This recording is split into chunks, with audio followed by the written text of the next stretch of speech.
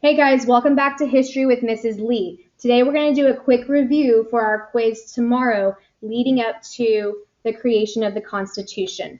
Now remember, in 1783 we signed the Treaty of Paris. This will give us officially our liberty and freedom from England, and we're going to also gain land west to the Mississippi River. But this also leaves us with a predicament.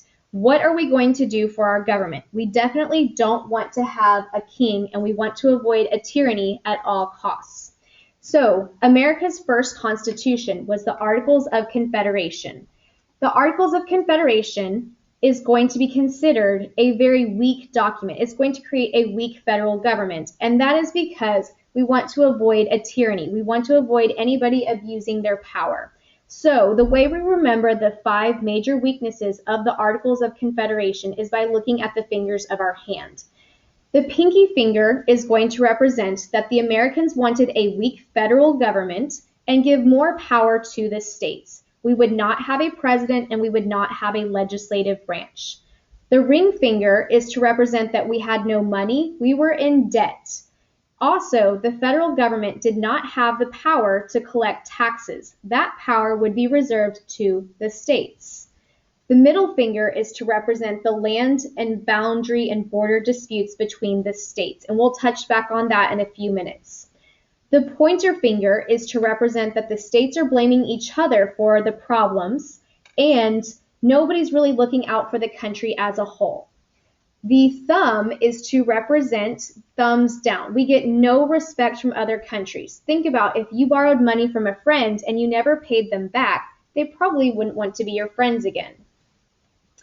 Now, even though the AOC had a weak federal government and many weaknesses, it did have one major strength, and that was the creation of the Northwest Ordinance. Now, as I mentioned before, we will get land west to the Mississippi River. And so you can see on this map how some of the states were trying to stretch out and gain more land. The yellow area is the Northwest Territory up by the Great Lakes. And several states like Virginia, Connecticut, and Massachusetts tried to claim land in this territory. But the federal government stepped in and said, no, states, back off. This land will be controlled by the federal government. We will create an orderly process for territories to become states. The provisions for you to become a state was that your territory needed at least 60,000 people and you must ban slavery.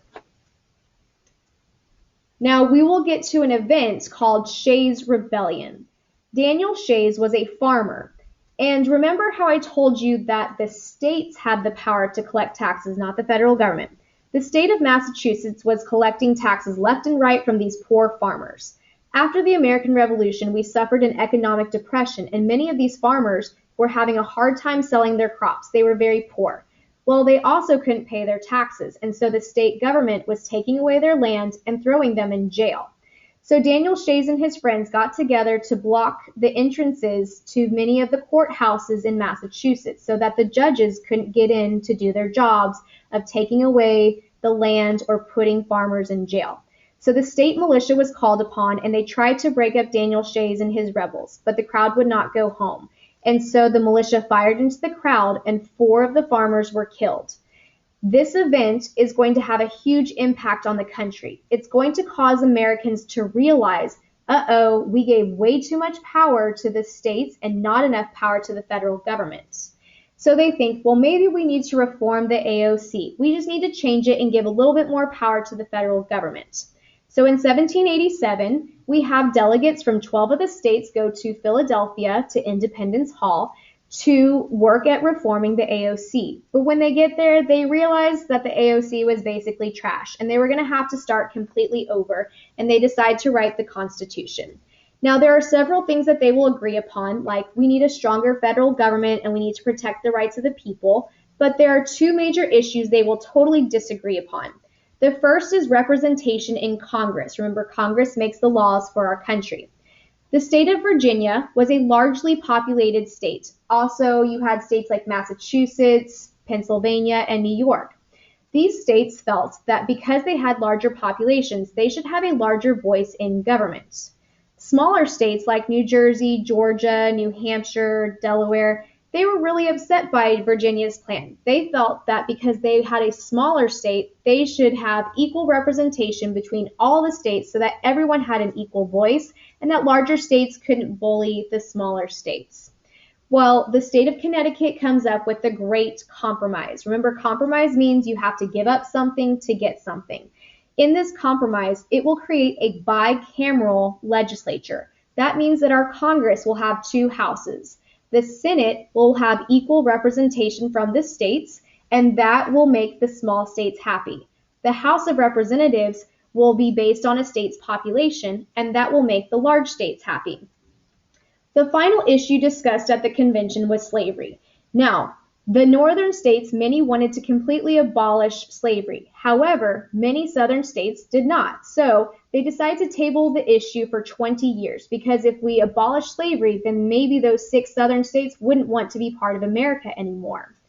So the North really wanted to punish the South for having slaves and tax them for their slaves. The South was not going to be happy about paying taxes. The South felt like they should be able to count the slaves in their state towards their representation for their population, especially because the South had many medium-sized and small-sized states. Well, again, nobody was going to get everything that they wanted. So the 3/5 compromise said that for every 5 slaves, 3 would count for taxation and representation purposes. So the North couldn't tax the South for every single slave, but they could count 3/5 of the South slaves for taxation purposes and collect money for the federal government.